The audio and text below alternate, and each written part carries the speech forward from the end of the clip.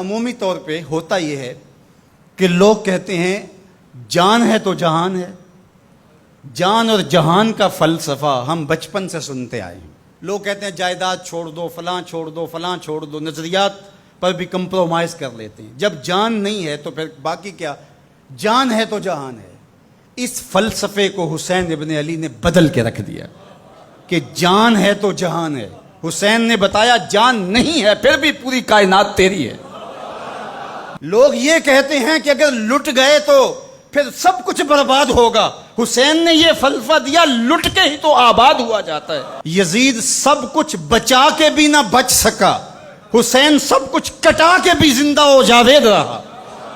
یہ فلسفہ دیا سب کچھ کٹ جائے، سر نیزے کی نوک پہ بھی چڑھ جائے، خاندان کی لاشیں بکھری پڑی ہوں اور گھوڑوں کی ٹاپوں تلے روندی جائیں، کفن بھی کھینچ لیے جائیں، خیموں کو بھی آگ لگا دی جائے، لیکن سر شہیداں پھر بھی نیزوں پہ بلند ہی رہے گا، اونچا ہی رہے گا. یہ فلسفہ حسین ابن علی نے دیا. یہ سر جھکنے کے لیے نہیں ہے، یہ سر اوپر بلند ہونے کے لیے. اور میں ایک بات کہا کرتا ہوں، لوگ سر بچانے کے لیے ہاتھ دے دیتے ہیں، ظالم کے ہاتھوں میں ہاتھ دے دیتے ہیں کہ سر بچ جائے. حسین نے ہاتھ بچانے کے لیے سر دے دیا.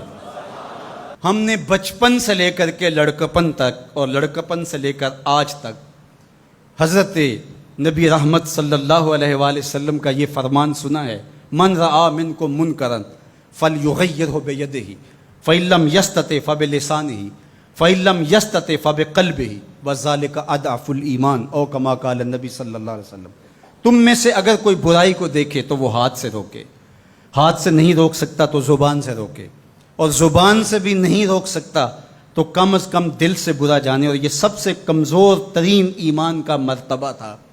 جو لوگ کہتے ہیں امام حسین کربلا میں کیوں گئے، میں انہیں کہتا ہوں امام حسین حضور کی گود کے پالے ہوئے تھے، کمزور ایمان والے نہیں تھے کہ دل میں ہی کڑتے رہتے اور ظلم کو اور جبر کو اور زیادتی کو اور ناانصافی کو ہاتھ اور زبان سے نہ روکتے.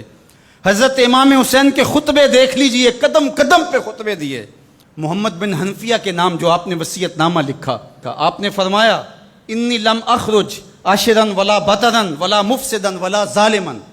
میں سیر سپاٹے کے لیے نہیں جا رہا اور نہ ہی میں اپنی کسی خواہش کی تکمیل کے لیے جا رہا ہوں. میرے اہداف میں، میری خواہشات کے کسی گوشے میں یہ موجود نہیں ہے کہ میں تخت و تاج حاصل کر لوں گا. انما خرجت لطلب الاصلاح فی امت جدی. میں اپنے دادا کی امت کی اصلاح کے لیے جا رہا ہوں. اريد ان آمر بالمعروف وانہی عن المنکر. میں امر بالمعروف اور نہی عن المنکر کے جذبوں سے مالا مال ہو کے میں اس سفر کو اختیار کر رہا ہوں.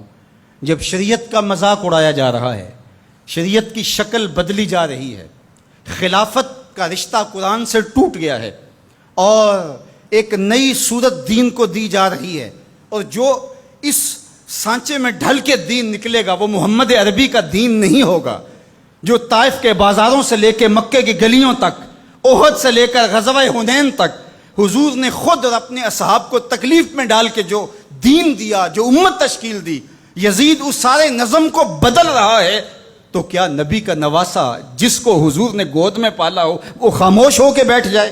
کہا حسین ایسا نہیں ہونے دے گا، اور اس کی جو بھی قیمت ادا کرنا پڑی حسین وہ قیمت ادا کرے گا. اور پھر اس کی قیمت چھوٹی نہیں تھی جو ادا کرنا پڑی. اگر حضرت امام حسین رضی اللہ تعالیٰ عنہ اس وقت کربلا کے تپتے ہوئے ریگزار میں اس میدان حق و باطل میں اپنی قربانی پیش کر کے جبر کا راستہ نہ روکتے تو یہ بات اچھی طرح سے ذہن نشین کر لیجئے، اسلام کی یہ شکل جو آپ کو دکھائی دے رہی ہے یہ موجود ہی نہ ہوتی. دنیا کے اوپر کتنی تہذیبیں، کتنی ملتیں اور کتنی اقوام، جب ان کے اندر تغیر آیا تو وہ اپنی اصل صورتی چیزیں کھو بیٹھی. دنیا کے اوپر کتنے مذاہب، یہودیت کی شکل دیکھ لیجئے، کیا یہ وہی صورت ہے جو حضرت موسیٰ لے کر آئے؟ عیسائیت کی شکل دیکھ لیجئے، کیا یہ وہی صورت ہے جو حضرت عیسیٰ لے کر کے آئے؟ ابھی کچھ دن ہی نہیں گزرے تھے تو حواریوں کے بعد جو ہوا اور جس طرح سے دین عیسیٰ کا حلیہ بگاڑ کے رکھ دیا گیا، جس طرح موسوی دین کی شکل تبدیل کر کے رکھ دی گئی، تو کیا دین محمدی کی شکل باقی رہ جاتی؟ جب یوں دین کی صورت اور شکل کو بدلنے والے میدان میں آپ موجود ہوئے تھے، لیکن باقی ادیان، باقی تہذیبیں، باقی ملل، باقی قومیں، ان کی شکل اس لیے تبدیل ہو گئی کہ اس شکل کو بچانے والا کوئی حسین وہاں نہیں تھا، اور یہاں اس دین کی اصل صورت اور شکل اس لیے موجود رہی کہ اس دین کو بچانے والا حسین ابن علی موجود تھا۔ مسٹر گوکھلے نے کہا تھا کہ اگر حسین ابن علی رضی اللہ تعالی عنہ نہ کھڑے ہوتے تو اسلام یا تو مٹ ہی جاتا، اور اگر موجود رہتا تو اس کی وہ شکل نہ ہوتی جو محمد بن عبداللہ لے کر آئے تھے، اس کی شکل وہ ہوتی جو یزید پیش کر کے جاتا۔ لیکن حسین ابن علی کی قربانی، ان کی نہضت کی وجہ سے، ان کے قیام کی وجہ سے، ان کے کھڑا ہو جانے کی وجہ سے 14 صدیاں گزرنے کے بعد آج بھی وہی اسلام ہے جو آمنہ کا لال دے کے گیا تھا۔ یہ حسین ابن علی کا کام ہے جو حسین نے کیا۔ اس لیے حضور نے ناز کیا حسین پر، کہا کہ حسین منی و انا من حسین، حسین مجھ سے ہے اور میں حسین سے ہوں۔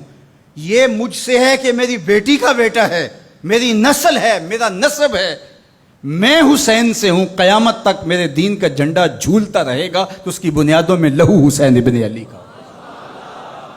حضرت امام حسین رضی اللہ تعالی عنہ نے ایک بات کہی تھی جب بیعت کا آپ سے مطالبہ کیا گیا، تو آپ نے یہ نہیں کہا کہ میں یزید کی بیعت نہیں کرتا، بلکہ آپ کا جملہ تاریخ ساز ہے، بڑے لوگوں کا کلام بھی بڑا ہوتا ہے اور حکمت کے نور سے بھرا ہوا ہوتا ہے، قیامت تک ایک نسب العین دینا تھا۔ یہ نہیں کہا کہ حسین ابن علی یزید کی بیعت نہیں کرے گا، بلکہ کہا مثلی لا یبایع مثلہ، میرے جیسا اس جیسے کی بیعت کیسے کر سکتا ہے؟ تو یہ قیامت تک کے لیے لاہ عمل دے دیا کہ جو حسین کے نقشے قدم چلنے والا ہوگا وہ وقت کے یزید کے ہاتھ میں ہاتھ نہیں دے سکتا، چاہے گردن کٹ جائے، بازو کٹ جائے، خاندان لٹ جائے۔ یہ حسین ابن علی کا پیغام ہے۔